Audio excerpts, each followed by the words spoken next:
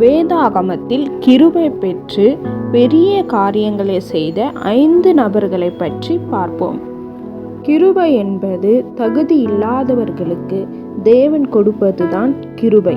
Almighty God ministries சேனலை subscribe, like செய்து bell ஐகானை கிளிக் செய்து கொள்ளுங்கள்.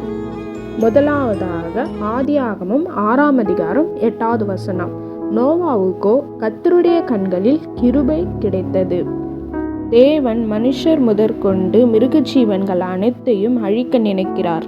ஆனால் நோவாவின் மேல் கிருபை வைத்த தேவன் பேழையை செய்துவித்து அவனையும் அவன் குடும்பத்தையும் தேவன் பாதுகாத்தது மட்டுமல்லாமல் இப்பூமி முழுவதையுமே அழிக்கிறார். இரண்டாவதாக ஆதியாகமம் 39:21. கர்த்தரோ யோசேப்போடே இருந்து அவன் மேல் கிருபை வைத்து சிறைச்சாலை தலைவனுடைய தயவு அவனுக்கு கிடைக்கும்படி செய்தார். தேவன் யோசேப்பின் மீது கிருபை வைத்து அவன் செய்வதை எல்லாவற்றையும் வாய்க்க பண்ணினார். அது மட்டும் இல்லாமல் பார்வோனுக்கு ஒரு சொப்பனத்தையும் கொடுத்து அதன் மூலமாய் தேசத்துக்கு அதிபதியாக யோசேப்பை வைத்தார். மூன்றாவதாக யாத்ராகமம் 33:17. அப்பொழுது கர்த்தர் மோசேயை நோக்கி, நீ சொன்ன இந்த வார்த்தையின்படியே செய்வேன். என் கண்களில் உனக்கு கிருபை கிடைத்தது. உன்னை பெயர் சொல்லி அழைத்து அறிந்திருக்கிறேன் என்றார். ஆம், யாத்ராகமம் 3ஆம் அதிகாரத்தில் முட்செடியின் நடுவில் இருந்து மோசே மோசே என்று கூப்பிட்டு மோசேயின் கரத்தை கொண்டு பல அற்புதங்களையும் அடையாளங்களையும் செய்து இஸ்ரவேலின் ஜனங்களை 40 வருடமாக அதிசயமாய் அவர்களை வழிநடத்தினார். தேவனிடத்தில் முகமுகமாய் பேசினவனும் உடைய மகிமையை பின்பக்கத்தில் கண்டவனும் மோசேதான். நான்காவதாக எஸ்தர் 5:8.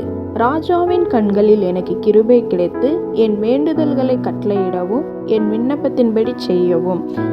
ஆமான் யூத ஜனங்களை அழிக்க வேண்டும் என்று அகஸ்வேரு ராஜாவினிடத்தில் முத்திரை வாங்கி கொண்டு பணத்தையும் அதற்கான லெட்டரையும் அனுப்புகிறான். ஆனால் தன் குல யூத ஜனங்களை காப்பாற்றுவதற்காக எஸ்தர் 3 நாள் உபவாசித்து அகஸ்வேரு ராஜாவினிடத்தில் கிருபை பெற்று தன் ஜனங்களை காப்பாற்றுகிறாள்.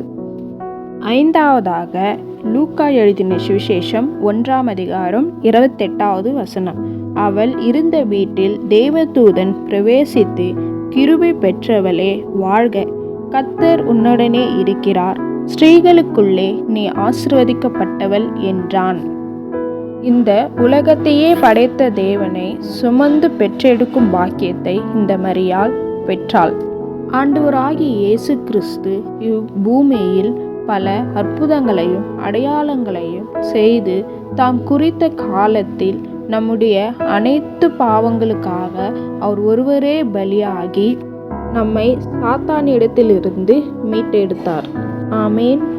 சங்கீதம் 103:11 சொல்கிறது, பூமிக்கு வானம் எவ்வளவு உயரமாயிருக்கிறதோ அவருக்கு பயப்படுகிறவர்கள் மேல் அவருடைய கிருபையும் அவ்வளவு பெரியதாயிருக்கிறது. இந்த பூமிக்கும் வானத்துக்கும் எவ்வளவு தூரம் இருக்குதோ அவ்வளவு கிருபை இருக்கிறது. யாருக்குன்னா அவருக்கு பயப்படுகிறவர்களுக்கு. நாம் தேவனுக்கு பயந்து அவர் வழிகளில் நடந்து அவருடைய கிருபையை பெற்றுக்கொண்டு இந்த உலகத்தையே கலக்குவோம். ஆமேன்.